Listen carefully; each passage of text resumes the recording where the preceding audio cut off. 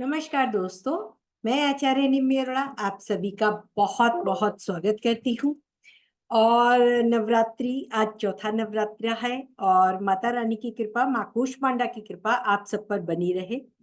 आज हम भाव चिंता के बारे में समझेंगे कि कोई भी ग्रह आपका योग कारक भी है, उच्च का भी है, और फिर भी उसके रिजल्ट नहीं मिल रहे हैं। वो स्वराशि या मूल त्रिकोण का भी है तो भी कई बार ऐसा लगता है कि ऐसा क्या है कि हमें उस फल की प्राप्ति नहीं हो रही जो हमें चाहिए। तो आइए इसके बारे में आज हम चर्चा करेंगे।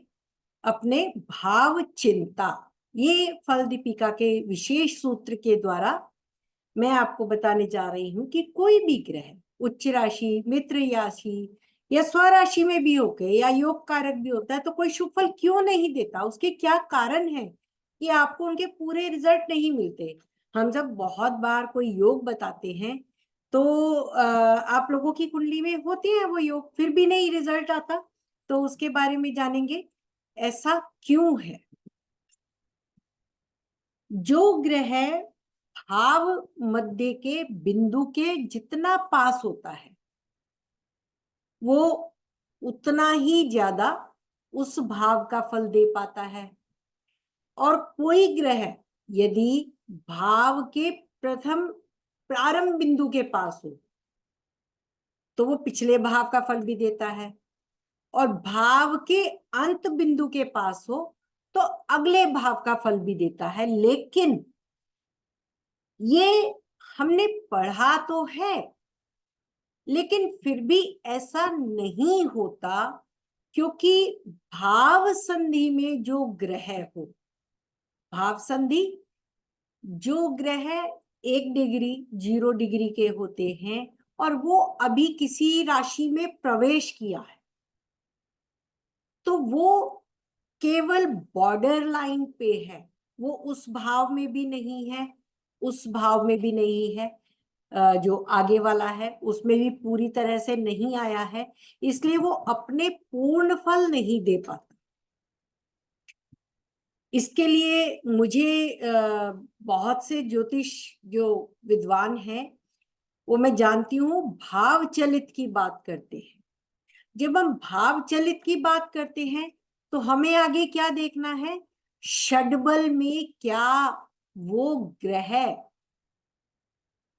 अपने सुस्थित है, षडबल में उसको कितने पॉइंट मिले हैं या अन्य वर्गों में वो कहाँ गया। क्योंकि अगर ग्रह आप भाव चलित द्वारा देखेंगे तो कई बार बहुत कुछ बदल जाता है। भाव चलित में उसका नक्षत्र स्वामी, राशि स्वामी भी बदल जाएगा। अब राशि स्वामी ही सुस्थित ना हो, किसी भी ऐसे ग्रह का स्वामी ही अगर पीड़ित हो जो भाव संधि में चलित में चला गया तो वो पीड़ित स्वामी भी तो रिजल्ट नहीं देगा। यानी जो ग्रह भाव संधि पर है वह पूर्ण फल नहीं देता। हाँ, जो ग्रह भाव मध्य में हो, भाव मध्य लगन की जो डिग्री है उस डिग्री पे देखे यदि कोई ग्रह बैठा है तो वह अपना पूर्ण फल देगा। अब जिस भी भाव का विचार करना हो उसके लिए कुछ सिद्धांत फल दीपिका में दिए गए हैं कि अष्टम और अष्टमेश को देखें। ये अष्टम और अष्टमेश आपने जिस भाव का विचार करना है उसके अष्टम और अष्टमेश को देखें।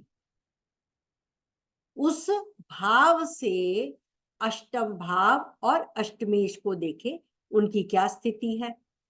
22वें देश कौन का स्वामी देखें, वो कौन है। कहीं आप जिस भाव को देख रहे हैं उस भाव का स्वामी ही 22वें देश कौन का लॉर्ड तो नहीं, या उस समय दशा किसकी है, जो दशा चल रही है क्या वो भी 22वें देश कौन या 64वें नवांश के स्वामी की तो नहीं।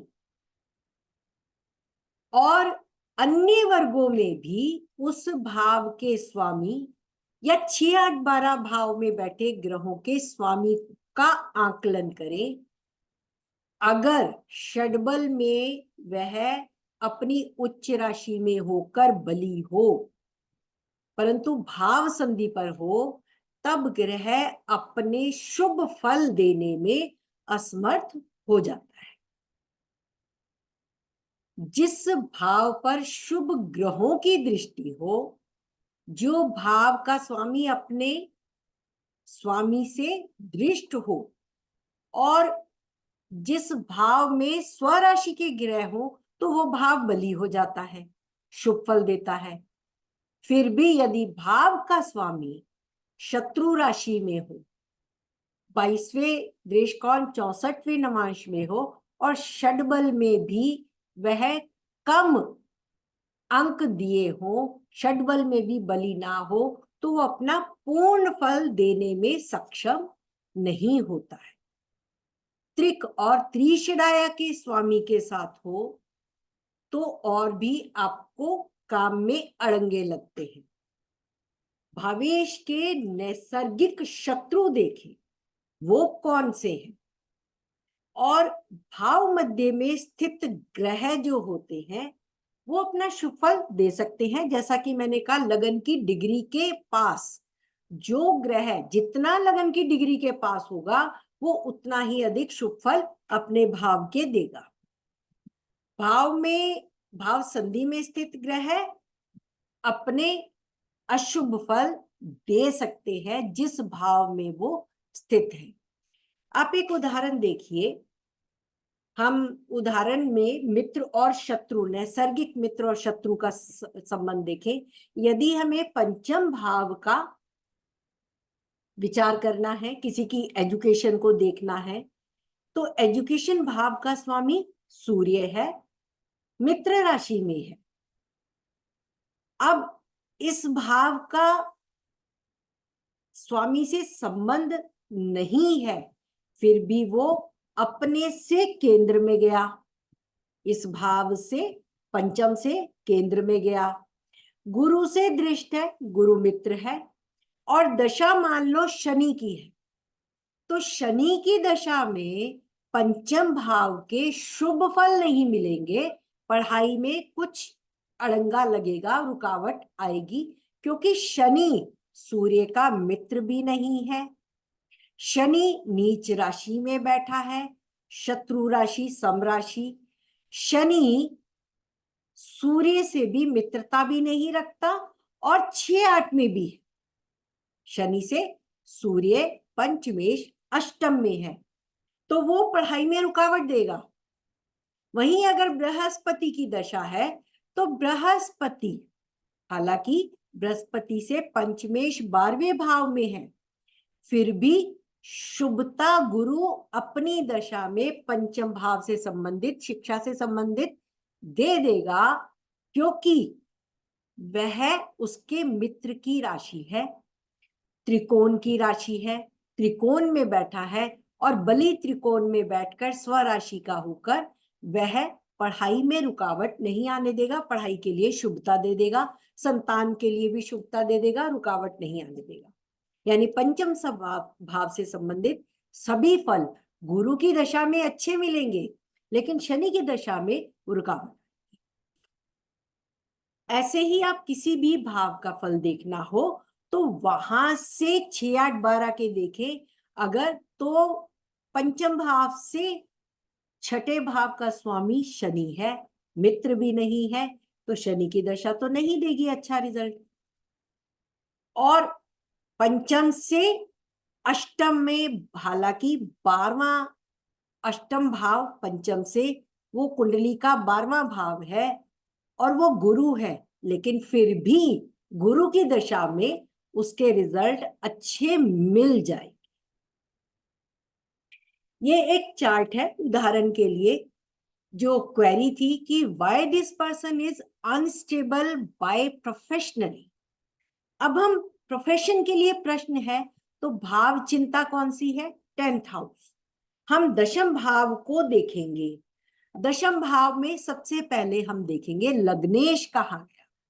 लग्नेश सूर्य है, सूर्य दशम से दूसरे में है। अब हम दशम को लगन बना लें, दशम को लग्न मानकर चले तो दशम भाव में शुक्र बैठे हैं, जो यहां से शुक्र तीसरे और दशम भाव के स्वामी हैं। कुंडली के दशम से दशम के स्वामी यहां पर बैठ गए, जो शुक्र है और साथ में लग्नेश मंगल। दैट मीन्स कि ये पर्सन नौकरी नहीं करना चाहता, अपना खुद का काम करना चाहता है। और शुक्र के साथ होने से शनि से दृष्ट है। शनि कौन है? शनि यहां के लिए षष्ठेश है और सप्तमेश है। दशम भाव के लिए सप्तमेश मार्केश भी हो गए, जो इसके लिए अड़ंगा लगाएंगे दशम भाव के लिए। और गुरु जो नीच के हो गए, अब यहाँ पे वो आप कहेंगे हमने अभी जो देखा पंचम भाव के लिए गुरु ने सही हमने बोला कि वो इसका साथ देगा, किंतु अगर हम देखें तो गुरु यहाँ से छठे में बैठे हैं। हमने उदाहरण में गुरु जो बैठे थे वो उसके पंचम में बैठे थे, सूर्य से पंचम में थे, धनु में थे। यहां वो नीच के हो गए, शनि से पीड़ित हो गए और ये दशम भाव से छठे में हो गए। तो यहां गुरु भी साथ नहीं दे रहा। दूसरा, यहां पे हम देखें कि 22वें दृश कौन और 64वें नवांश का स्वामी कौन होगा, तो सूर्य लग्न माने या यहां से हम 1 डिग्री का शनि माने तो कर्क लगन होगा। 27 डिग्री 45 मिनट 9वां दृश कौन है, यानी तीसरा दृश कौन। तीसरे दृश कौन को अष्टम में ले जाएं इस डिग्री को, तो यहां से तीसरा दृश कौन जो होगा वह कुंभ का होगा। कुंभ से अष्टम बुध, बुध यहाँ के 22वें दृश कौन के स्वामी हैं। अब दशा देखें तो चंद्रमा पुनर्वसु नक्षत्र जन्म दशा गुरु की मिली, जन्म 85 का है, 15 साल गुरु की दशा, यानी जन्म गुरु की दशा में निकल गया। गुरु वर्गों में उत्तम नहीं है, 1 पॉइंट से भी कम पॉइंट है, यानी वर्गा में वह है इतना शुभ नहीं है दशम भाव के लिए। अगर हम नवांश में देखें गुरु दशमेश है, लेकिन यहां से छठे में बैठे हैं। दशांशा में देखें गुरु नीच के होकर नीच भंग योग में है, लेकिन दशम के केंद्र में बैठे हैं और यहाँ पे वो अपने से 12वें के स्वामी होकर डेबिलिटेटेड, और कुंडली के दशमेश के 12वें के स्वामी हैं।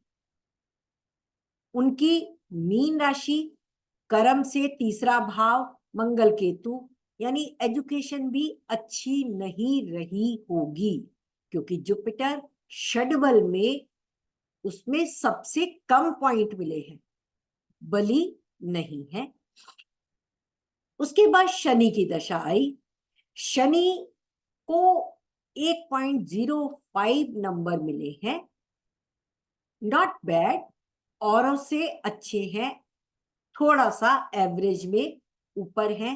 तो शनि ने कुछ कामकाज दिया होगा, लेकिन स्टेबिलिटी फिर भी नहीं आई, जिसका हम पहले ही जिक्र कर चुके हैं कि शनि तो यहाँ मार्केश भी है, शनि तीसरे भाव के स्वामी भी हैं, जो प्रयास को धीमा करते हैं, कार्यों में गति को धीमी करते हैं। और शनि लग्न की राशि में लग्नेश से दृष्ट है, परस्पर दृष्टि संबंध है। ये स्व के कार्य को देने में और मेहनत बहुत कराई होगी, लेकिन स्टेबिलिटी नहीं आई। अब दशा है बुध की। बुध, तो बुध को देखें दशम से तीसरे भाव में है, 0 डिग्री 40 मिनट पे चित्रा नक्षत्र में है और ये भाव संधि पर है। क्योंकि ये 0 डिग्री है तुला, जितने भी ग्रह 0 डिग्री तुला में होंगे वो हर वर्गा में तुला में ही होंगे। वर्गोत्तम अपनी राशि में वर्गोत्तम होंगे। भाव में देखें तो नवांशा में वो अष्टम में गए, दशम भाव से 11वें में, त्रिक और त्रिशलाया भावों का संबंध यहाँ दशम से तीसरे में, और दशांशा में देखें तो ये दशम से दशम में है। तो इनको भी 1.19 यानी शनि से अधिक नंबर मिले हैं। बावजूद इसके षडबल में बली है, बावजूद इसके, क्योंकि वो केतु से भी पीड़ित है, केतु से पीड़ित है। और दशांशा में राहु और सूर्य से कर्तरी में है, बंधन योग है। और बुध कन्या राशि के लिए, मकर राशि के लिए, सॉरी, मकर राशि, दशांशा की मकर राशि के लिए तीसरे भाव के स्वामी भी हैं। तो तीसरे भाव के स्वामी होकर वो तो बुध तो रिटायरमेंट की बात करते हैं। शनि में बुध या बुध में शनि आएगा तो इनको प्रॉब्लम होगी।